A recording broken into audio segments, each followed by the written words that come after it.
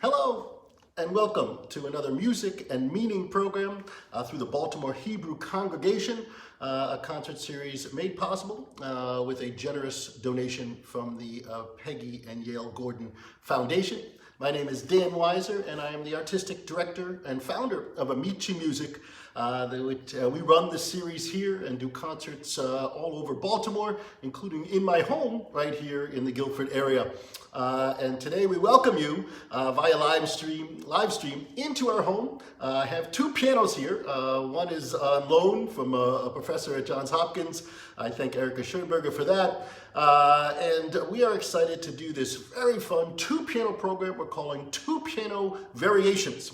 Daniel Lau is my partner in crime on the second piano. He and I were at the Peabody Conservatory many years back getting our graduate degrees there and have maintained our friendship here in Baltimore, have done several two-piano and four-hand piano concerts.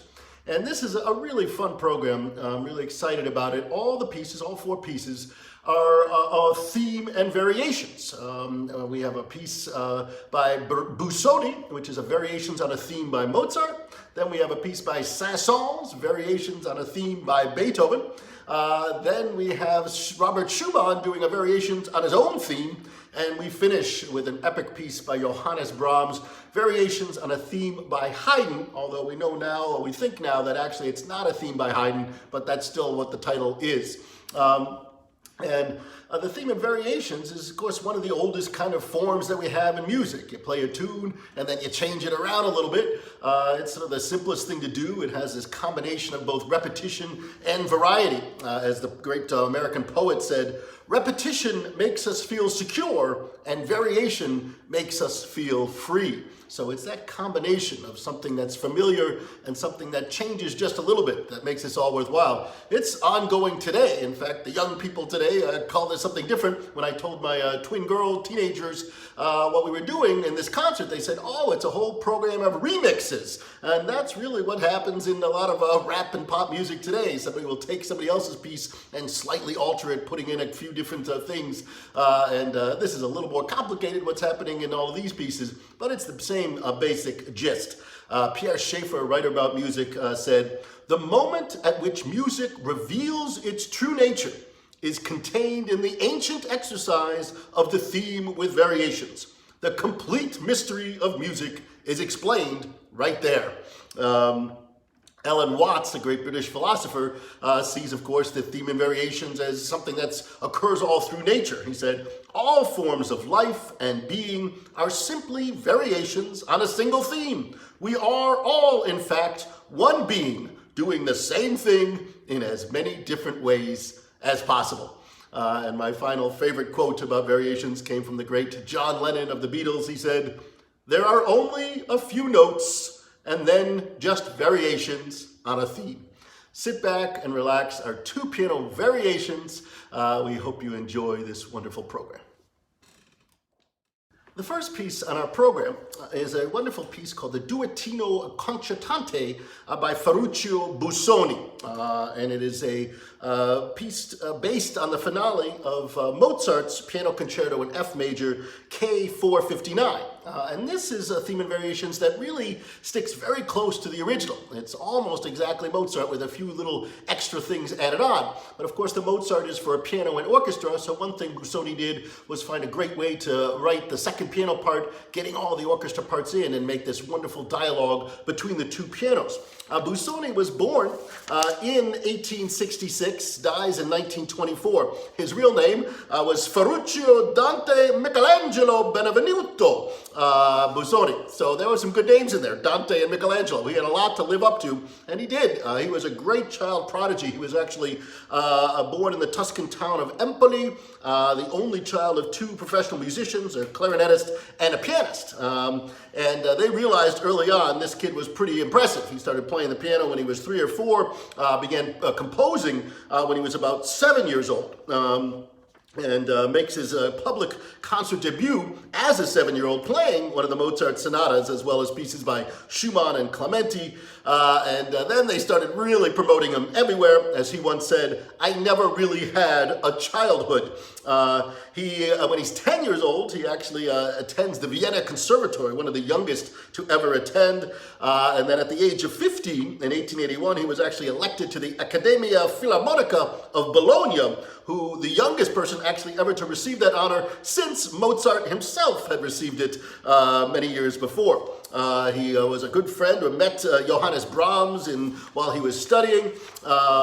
And ultimately, he was kind of a peripatetic, nomadic, all over the place, ends up going for a while to Helsinki in Finland, becomes friends with Sibelius there, and then ultimately actually comes to the New England Conservatory in Boston for a brief time. He goes to Moscow Conservatory, and he gets very into Bach at a certain point. He hears a performance of the famous organ toccata in fugue in D minor, and that's the first time he begins to transcribe pieces. He became a great transcriber, meaning he takes a piece that's already written for one instrument and changes it around slightly and puts it down. He transcribed that for piano and began to do a whole series of what is now known as Bach-Busoni editing. He edited all the well-tempered clavier, making little changes to it and making it, that's what was one of the famous editions of many of Bach's piano works.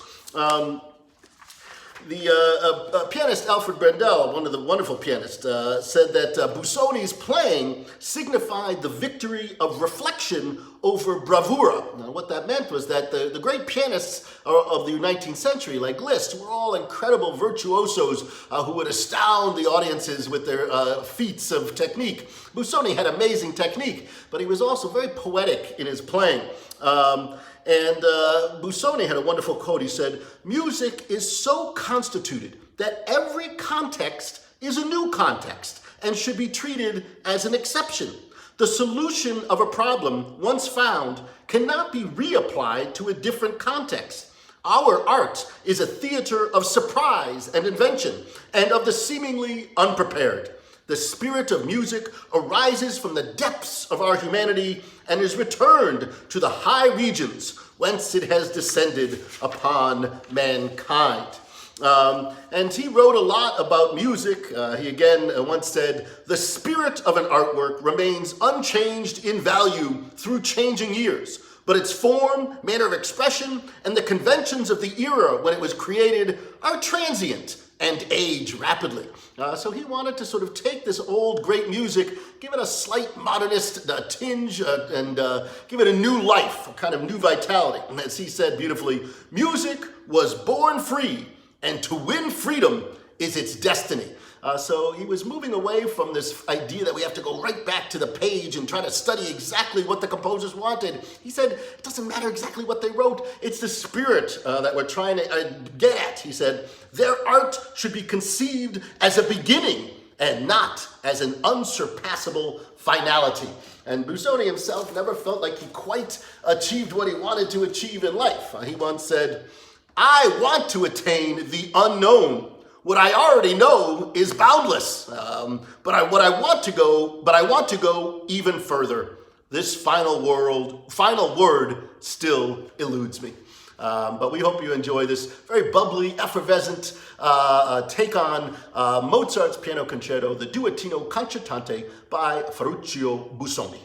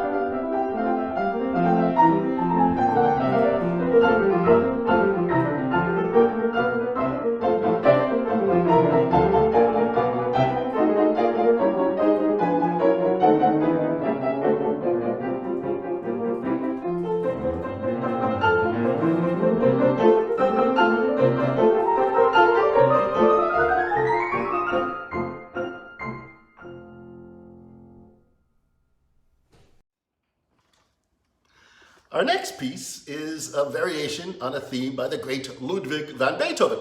And this was by the composer Camille Saint-Saens, who was a very prolific composer, born in 1835, lives a very long life until 1921.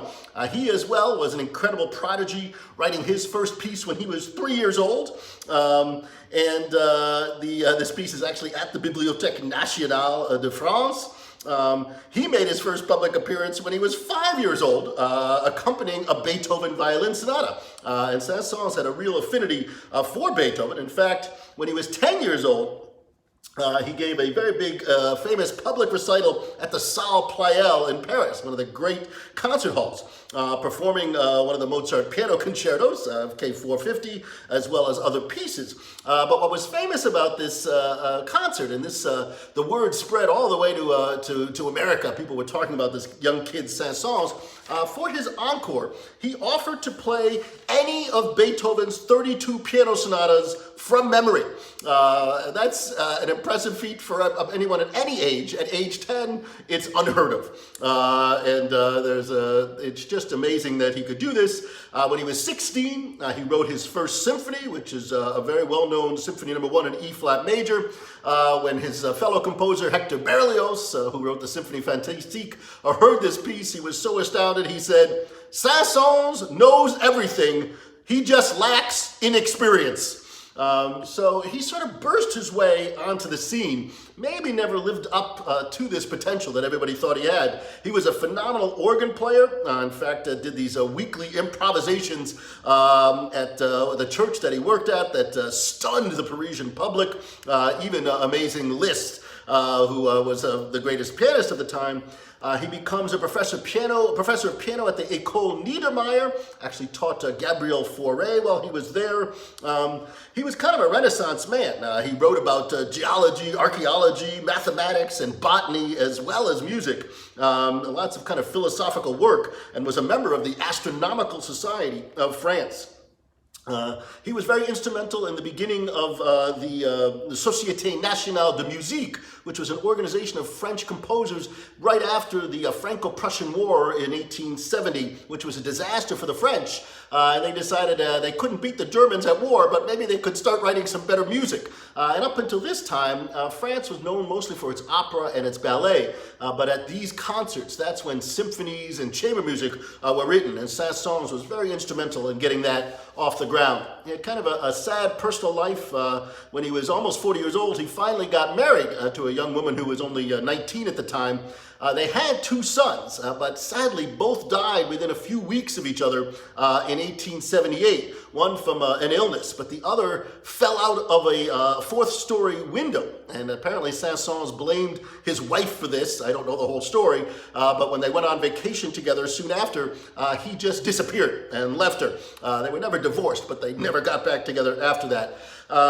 He was actually the first famous composer to write a musical score for a motion picture in 1908, a film called The Assassination of the Duke of Guise.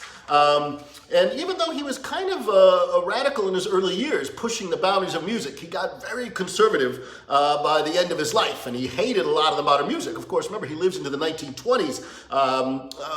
There were reports that he went to see the Rite of Spring by Stravinsky and held the view that Stravinsky was absolutely insane. He also did not like Claude Debussy, who was really not that radical, but was doing some different things in music. He, at the Institute of Music in Paris, he said, "We must at all costs bar the door of the Institute against a man capable of such atrocities," talking about Debussy. His pieces should be put next to the Cubist pictures. He didn't like those Cubist pictures either. And he attempted to block Debussy successfully for election to that institute. When he heard Milhaud's crazy polytonal works, one of the members of Les Six, he said, "Fortunately, there are still lunatic asylums in France." But Debussy didn't much care for Saint-Saens either. Debussy once said, "I really hate sentimentality, and thus I despise Saint-Saens." But this is a very fun piece he wrote in 1874. Again, Variations on a Theme by Beethoven. It's an odd little theme I just want to play. It comes from the third movement of his Opus 31, number 3. And here's what the theme sounds like. It's from the trio section of the Minuet Trio, usually kind of a nothing sort of movement. It sounds like this.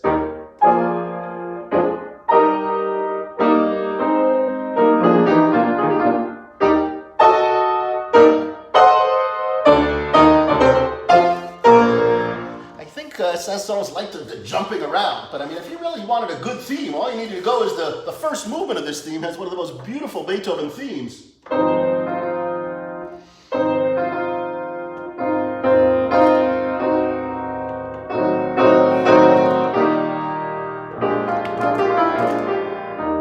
Or you get it on to the second movement of this piece, which has another great sort of moment.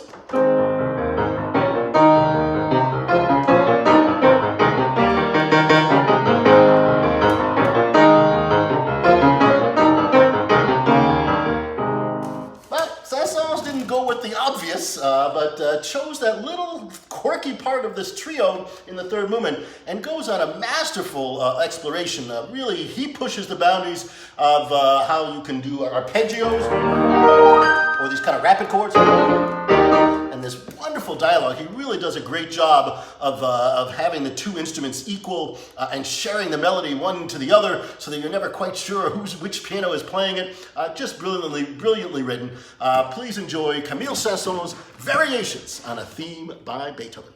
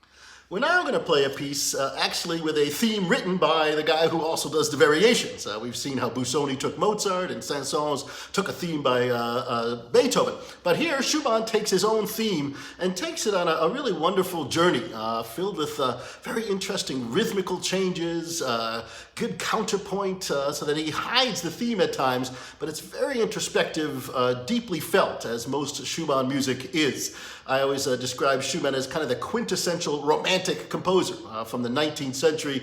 I always say if you're a good romantic, you usually die young. People like John Keats and Byron, these poets who died in their 20s. Or you have syphilis, which was quite a lot of these great artists, and many of them would go insane as well. Well, Schumann did all three of those. Ends up having syphilis, going into an insane asylum, and dying in his early 40s. But had a remarkable life. He struggled early on. He had to decide between going to law school and becoming a music as a composer. I had that same trouble. I went off to law school briefly, and then I got out. And Schumann did the same. I went to the University of Heidelberg, and then ended up taking piano lessons while I was there with a guy named Friedrich Wieck, who was a very good piano teacher. And his best student, Wieck's, was his daughter, Clara Wieck, who at that time was about 11 years old and playing all across Europe. And Wieck was showcasing off not only what a great virtuoso she was, but how poetic her playing was. And she was playing Beethoven at a time when a lot of people weren't playing Beethoven. Schumann loved her playing. He ends up taking lessons with Wieck, moving into the home, being a sort of older brother figure to Clara. He's 9 or 10 years older. But of course, when Clara reaches about 16, they realize they're in love. At that point, the father Wieck tries to break them up at all costs, takes Clara on these incredibly long year-and-a-half tours all through Europe, to Paris, to England, all hoping that they will forget each other. And he intercepts all the letters. But it's that longing that Robert has for her that actually inspires him to write some amazing piano music. He had thought he could be a pianist, but he actually ruined his tendons trying to stretch out his fingers, which was probably good because he was never never going to be a great pianist, but he did become a great composer. And Clara, ultimately, they get married against the father's wishes. They have to go to court in 1840 in order to do it. And it's a really difficult time for Clara. She loses her father for a little bit. He does come back. Then Clara and Robert end up having 8 children, while he's basically slowly going insane. She's making her living trying to play piano all over Europe, and somehow is able to do that, take care of her husband, and play piano, and also compose herself. She was a remarkable composer. We're just beginning to hear a lot more of her works, and hopefully you heard some of our earlier Mother's Day concerts where we played her piano trios, and I just did a whole class on her great piano music. There's more out there. She really does need to be discovered. But Robert really struggled. He knew that it was difficult for her. He actually wrote about how he knew that there was music in her and she wasn't getting it out because she had to take care of him and the children. But he was a great poetic writer, loved literature, loved politics. It all came in together. He once said, I consider music to be the ideal path to the soul. For me, music is always the language which permits one to converse with the beyond. And he saw all the arts sort of intermixing in a wonderful way. He said, the painter can turn a poem into a painting. The musician can set a picture to music. And he also believed that he sort of was like a godlike figure to help people understand life. He said, to send light into the darkness of men's hearts, such is the duty of the artist.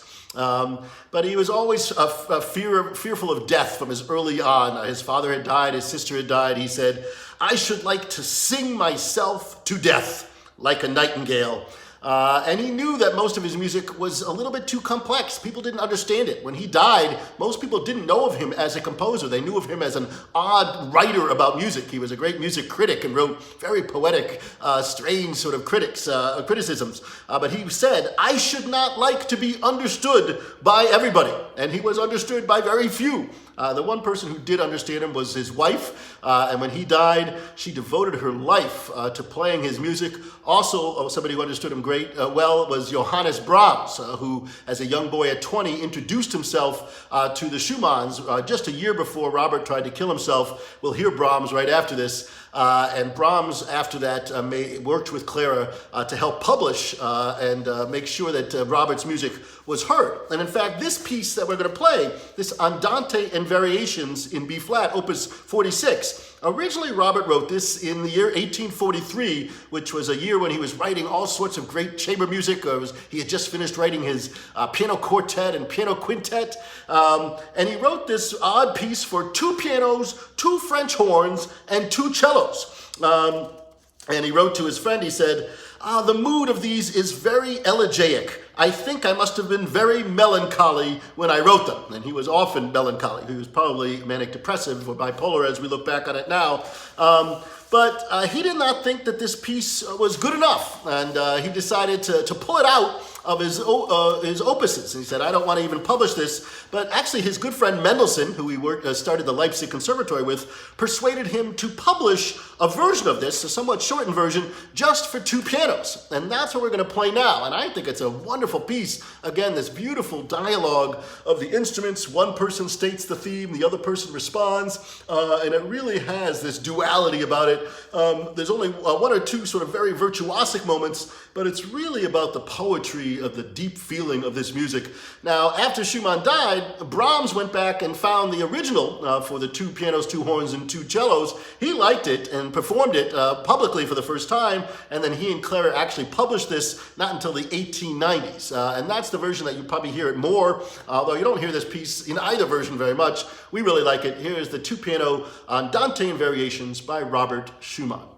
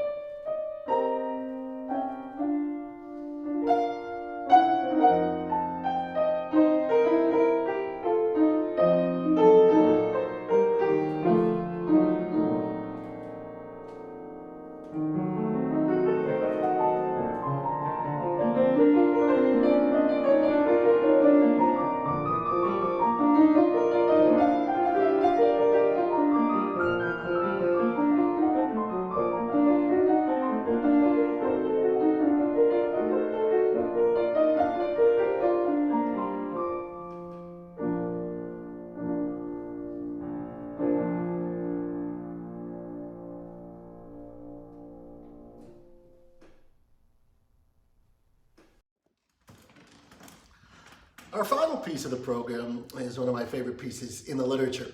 It is Johannes Brahms' Variations on a Theme by Haydn. Although I will talk about it's not really a theme by Haydn, but at the time that Brahms wrote it, he thought it was a theme by Haydn.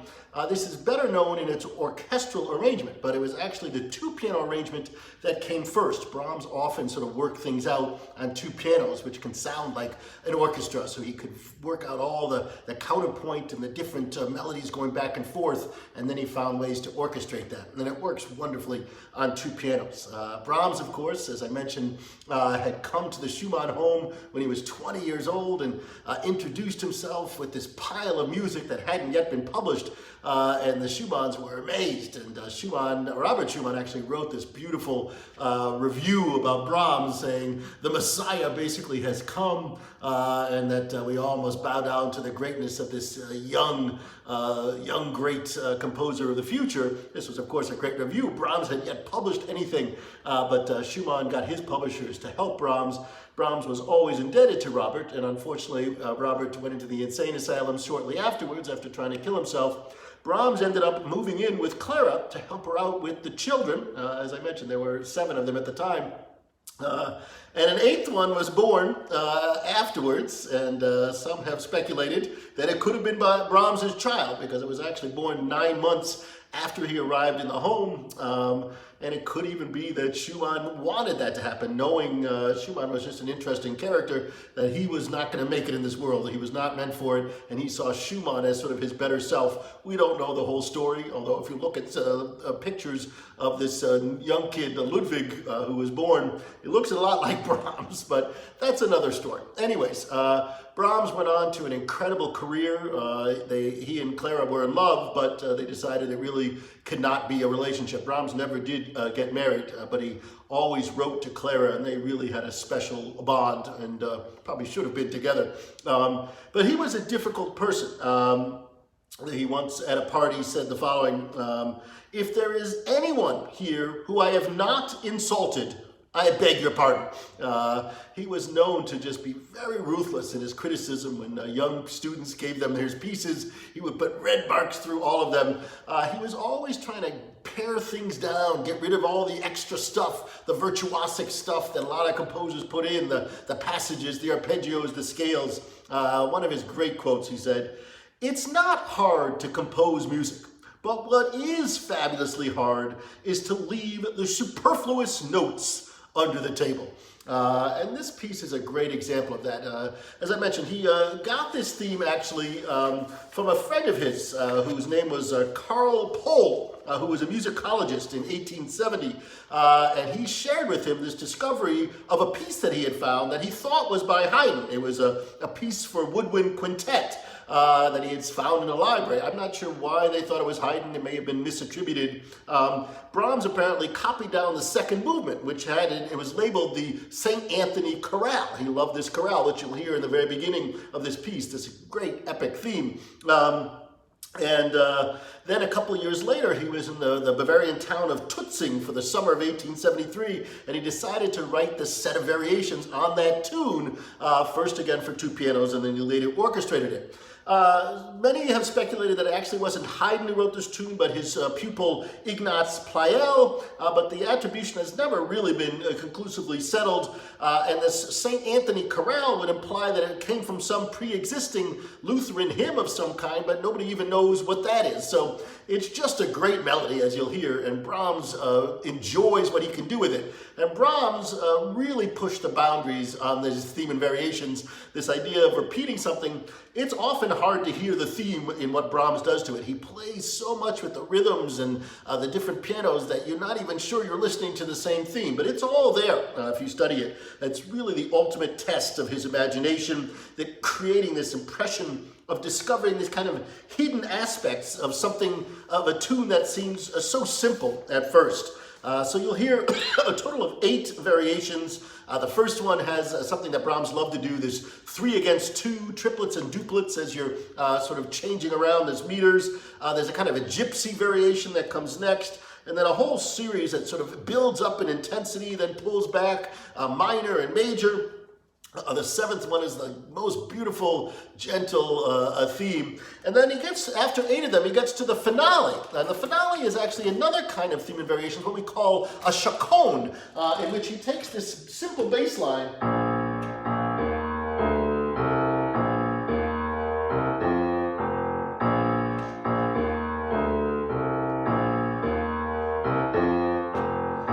Good riff, kind of a bass line, similar to like the 12-bar blues. You just sort of keep repeating that bass line, and over it, you can sort of embellish and do all sorts of things. Meanwhile, the theme is also still in there, so it's just like a double sort of a theme and variations. The most famous kind of chaconne is Pachelbel Canon in D major, although we call it a canon, but it really is a chaconne, this kind of repeated bass line over and over. So it's just a masterful thing that he does at the end.